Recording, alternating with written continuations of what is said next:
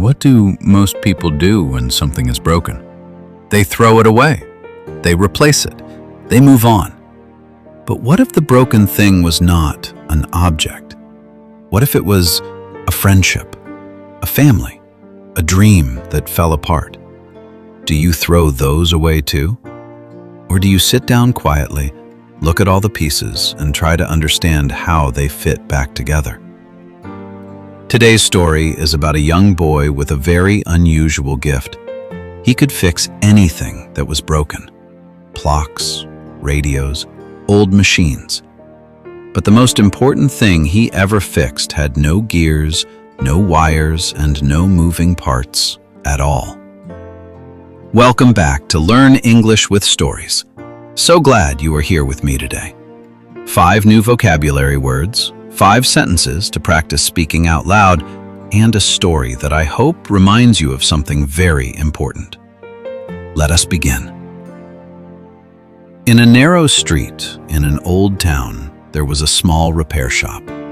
It had a low wooden door, dusty shelves packed with clocks and radios and old machines, and a hand-painted sign above the entrance that said, "If it is broken, bring it here." The shop belonged to a boy named Yusuf. He was 14 years old. He had inherited the shop from his grandfather, who had passed away the previous winter after teaching Yusuf everything he knew about fixing things. Yusuf had a natural gift.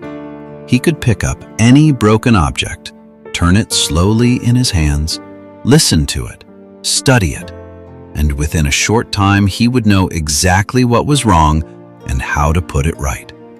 Old clocks that had not ticked in 20 years would leave his shop running perfectly. Radios that produced only noise would leave playing music clearly. People came from neighboring streets and then from neighboring towns. Word spread. The boy with the gifted hands. But Yusuf did not care much for praise. He cared about the objects.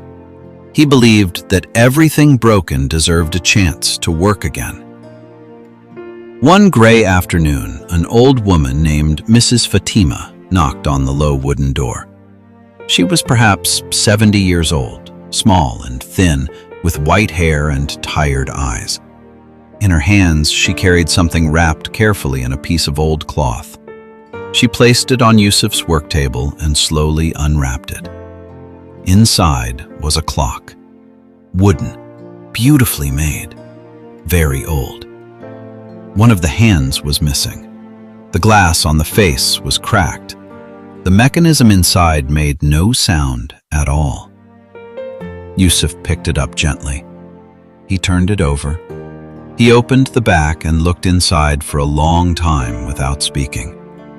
Then he said, "Where did this come from?" The old woman sat down on the small chair beside the table.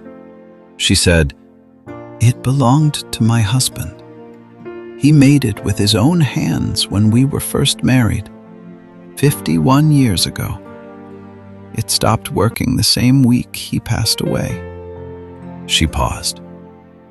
"I know it may be beyond repair, but I wanted someone to try." Yusuf looked at the clock again. Then he looked at the old woman. He said, "I will try. Come back in 1 week." She nodded and left. Yusuf spent that entire evening studying the clock. The mechanism was old and unusual. Several small parts were broken or missing. The missing hand would need to be made from scratch. It was the most difficult thing he had ever attempted to repair. He worked on it every evening after the shop closed. He used a magnifying glass and the finest tools he owned. He made a new hand from a thin piece of copper, shaping it carefully until it matched the remaining hand exactly. He cleaned every part of the mechanism, replaced the broken pieces, and reassembled it with great patience. On the 6th night, he wound the clock and held his breath. Then it began to tick. Slowly at first, then steadily, then with a quiet, confident rhythm that filled the small shop like a heartbeat. Yusuf sat back in his chair and let out a long breath. When Mrs. Fatima returned on the 7th day, Yusuf placed the clock on the table in front of her. The glass was still cracked. He had not replaced it because he did not want to change anything she recognized. But the hand was restored, the face was clean, and the clock was ticking. The old woman stared at it for a very long time. Then she pressed her hand flat against the wooden case and closed her eyes. She stayed like that for almost a minute. When she opened her eyes, they were full of tears. She said, "I can feel it. It is the same rhythm it always had. Exactly the same." She looked up at Yusuf. "How did you do that?" Yusuf shrugged and said, "I just listened to it. Every broken thing tells you what it needs. You just have to be patient enough to hear it." Mrs. Fatima reached into her bag to pay him. Yusuf gently shook his head. He said, "Please, keep your money. Some things are not about payment." She held his hand in both of hers for a moment. Then she picked up the clock and walked out into the afternoon light. Yusuf watched her go. He thought about what his grandfather used to tell him. He used to say, "Yusuf, any fool can throw away a broken thing. It takes wisdom and love to restore it." He thought about that for the rest of the day. About broken things, about patience, about the difference between giving up on something and sitting down quietly to understand it. He thought about how the same was true for people, for relationships, for dreams that had stopped ticking. And he made himself a quiet promise. No matter how broken something seemed, he would always try to listen first, before giving up, before walking away. He would always try to hear what it needed. Because in his experience, very few things in this world were ever truly beyond repair. Now, let us learn 5 important words from today's story. Word number 1, inherit. Inherit is a verb. It means to receive something from someone after they pass away, such as money, property, or a skill. Yusuf inherited the repair shop from his grandfather. We can also inherit qualities from our parents, like their kindness or their talent. Say it with me. Inherit. Word number 2, mechanism. Mechanism is a noun. It means the system of moving parts inside a machine that makes it work. The mechanism inside the old clock was broken and needed to be carefully repaired. Say it. Mechanism. Word number 3, restore. Restore is a verb. It means to bring something back to its original condition after it has been damaged or broken. Yusuf worked for 6 nights to restore the old clock. We also use restore when talking about restoring peace, health, or hope. Say it. Restore. Word number 4, reassemble. Reassemble is a verb. It means to put all the parts of something back together after taking it apart. After cleaning every piece of the clock, Yusuf reassembled it carefully. Say it slowly. Assemble. Reassemble. Word number 5, patience. Patience is a noun. It means the ability to wait calmly and keep working on something difficult without giving up or becoming angry. Yusuf's greatest tool was not his hands. It was his patience. Without patience, nothing broken can ever be truly fixed.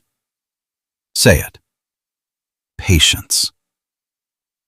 Let us say all 5 words one final time together. Inherit. Mechanism. restore, reassemble, patience. Excellent work. Keep adding these words to your English every day. Now it is time to use your voice. I will say each sentence slowly and clearly. You repeat it out loud after me. Sit up straight, take a breath, and speak with confidence. Ready? Let us go. Sentence number 1. Everything broken deserves a chance to be restored. Repeat after me. Everything broken deserves a chance to be restored.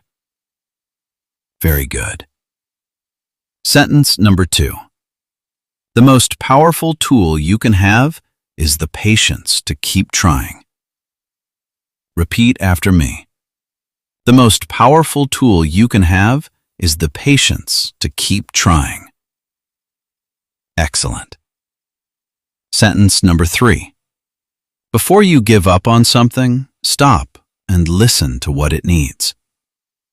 Repeat after me. Before you give up on something, stop and listen to what it needs. Wonderful. Sentence number 4. Any person can walk away from a problem. It takes strength to stay and fix it.